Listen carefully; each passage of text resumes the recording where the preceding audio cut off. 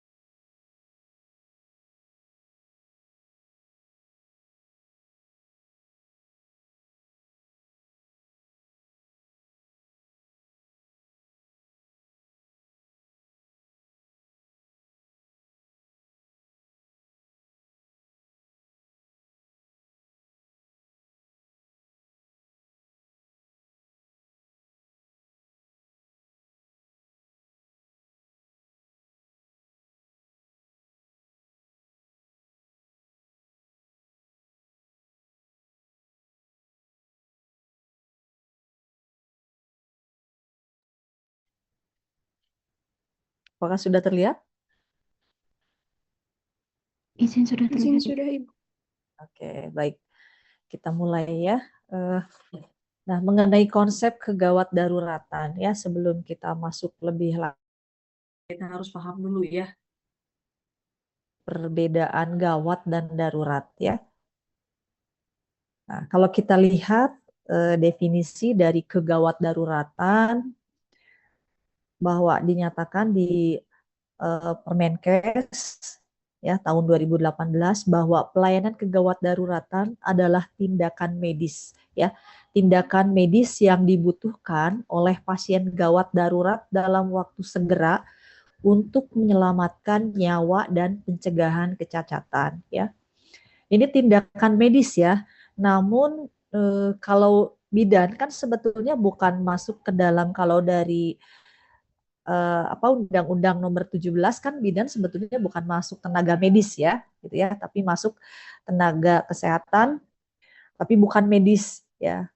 Nah, bidan juga belajar, perawat juga belajar gitu ya, tindakan-tindakan medis, tapi hanya sebatas di penanganan pertama pada pasien kegawat daruratan ya.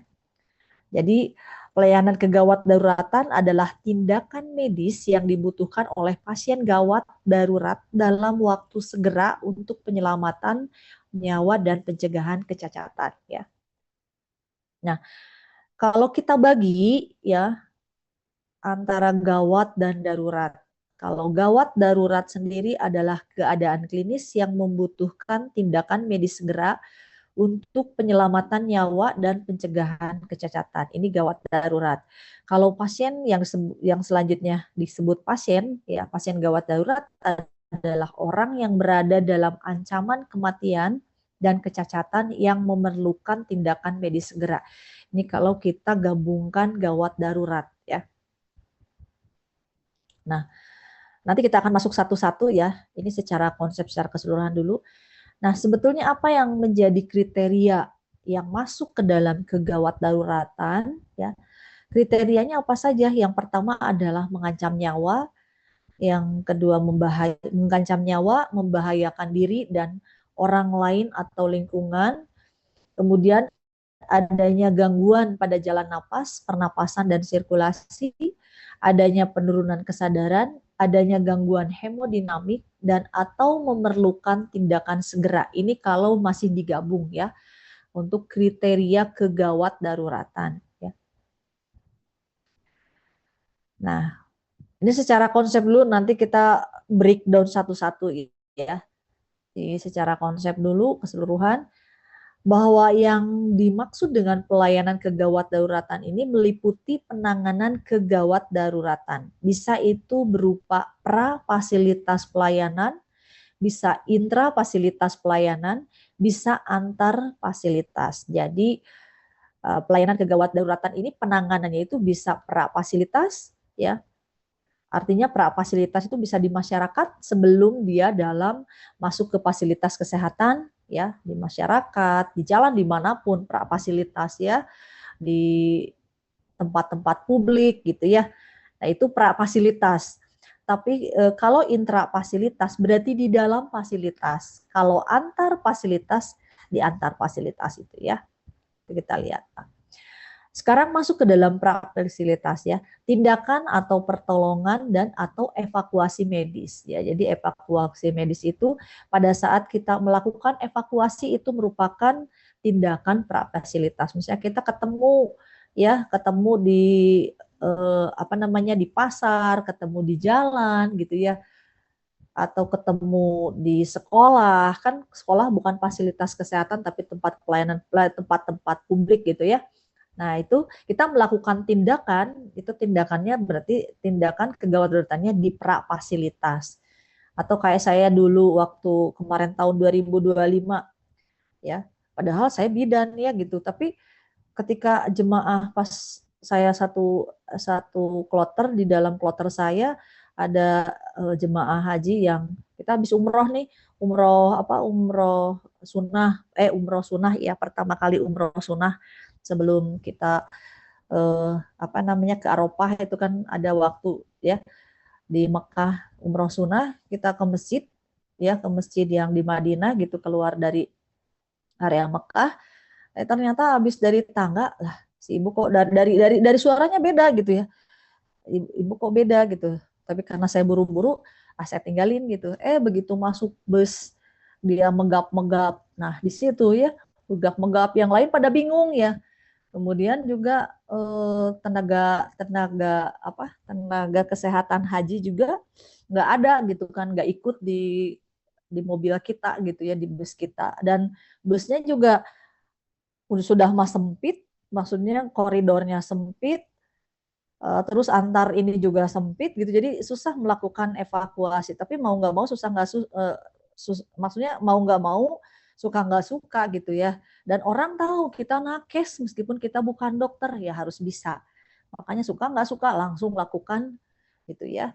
Karena dia udah megap-megap, udah ini, udah singkup, langsung kita lakukan. Nah, itu merupakan prafasilitas ya. Atau misalnya udah gitu kita cari orang, cari ini, cari pertolongan gitu ya, getting help kemana nggak ada gitu, ada polisi Arab. Nah, baru di luar dilakukan lagi ya, sambil dia dipandu, dia telepon ke rumah sakit, sambil kalau di kita mah telepon 119 juga, mungkinnya dipandu, dia melakukan gitu juga tindakan gitu ya, di tempat yang memang seharusnya kalau di bus kan agak sulit ya, harusnya dievakuasi ke bawah gitu ya. Nah, itu melakukan tindakan, itu pun tindakan yang dilakukan polisi tersebut juga termasuk tindakan kegawat daruratan prafasilitas ya, prafasilitas. Nah, ini ya. Jadi tindakan pertolongan yang dilakukan di prafasilitas ini tindakan yang dilakukan di tempat kejadian atau pada saat evakuasi medis ya. Evakuasi medis itu apa? Pada saat kita upaya memindahkan pasien dari lokasi kejadian ke fasilitas paskes, juga itu merupakan tindakan prafasilitas. Itu yang namanya evakuasi medis ya. Nah, kalau pelayanan kegawat daruratan intrafasilitas ya, ini dilakukan di fasilitas kesehatan ya, di fasilitas kesehatan. Nah, setiap fasilitas pelayanan kesehatan ini juga harus melakukan penanganan kegawat daruratan intra pelayanan kesehatan maupun antar fasilitas. Jadi kalau di fasilitas kesehatan itu bisa berupa di dalam gedungnya sendiri, di dalam fasilitas itu melakukan tindakan kegawat darurat, penanganan kegawat daruratan, ataupun antar fasilitas ya. Ini termasuk ke dalam intrafasilitas. Nah, contoh dari penanganan kegawat daruratan intrafasilitas ini berdasarkan kategori SDM, sarana prasarana, obat, BMHP, dan Alkes ya. Jadi ada beberapa pembagian ya berdasarkan kategori. Misalnya untuk penanganan kegawat daruratan, contohnya apa? Misalnya yang berdasarkan SDM. Misalnya apa? Pernah nonton film Emergency Room? Ada yang pernah? Halo, suara saya terdengar? Ini pada kemana ya? Halo? Izin ibu belum. Oh, belum ya. Oke, ada yang nyangkut ternyata ya. Oke, belum ya. Nah, jadi memang ada beberapa kategori di dalam fasilitas itu dibagi-bagi ya, kegawat daruratan ya. Tuh kalau kita mah apa ya? Kalau kita mah berdasarkan apa ya? Misalnya kita mah dipisahin mah yang mungkin teman-teman hafal mah nu gampang mah antara UGD umum ya sama Ponek lah gitu ya. Ponek. Tahu Ponek ya? Ada yang tahu Ponek? Ada yang tahu Ponet? Tahu Ponek? Izin ibu tahu. Tahu ya. Jadi pasiennya siapa? Pasiennya ibu Izin ibu, ibu hamil atau ibu bersalin.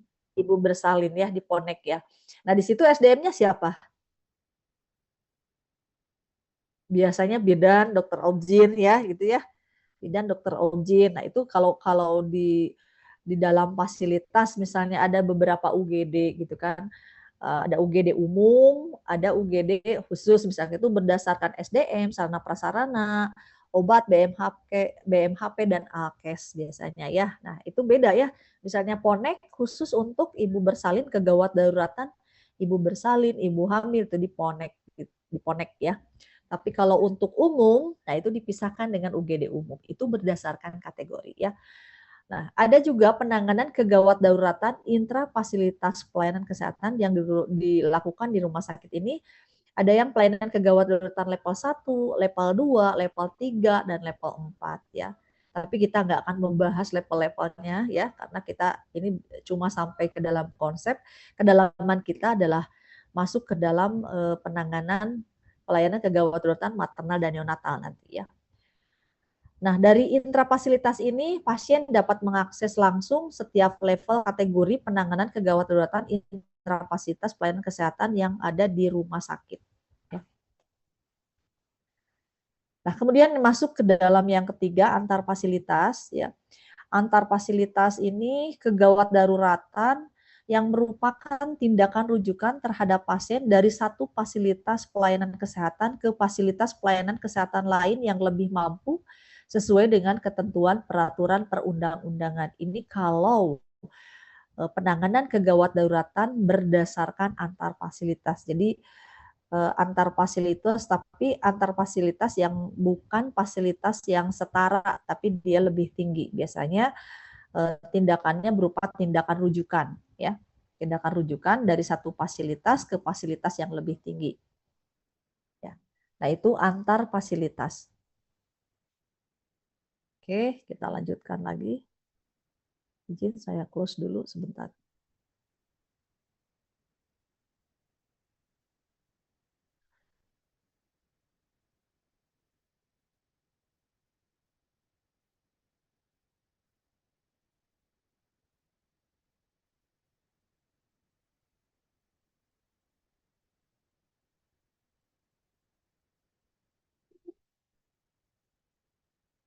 Nah, sekarang saya lanjut ke kegawat daruratan. Tadi kalau pembagian kegawat daruratan tadi berdasarkan fasilitas ya, ada intrafasilitas, berdasarkan pelayanan kegawat daruratannya ada pelayanan, tadi ada prafasilitas, ada interfasilitas, ada antar fasilitas ya. Nah, sekarang masuk ke dalam pengenalan kegawat daruratan secara umum ya. Ini udah masuk bukan umum lagi, ini masuk ke dalam kegawat daruratan maternal neonatal ya. Oh, sebentar saya mau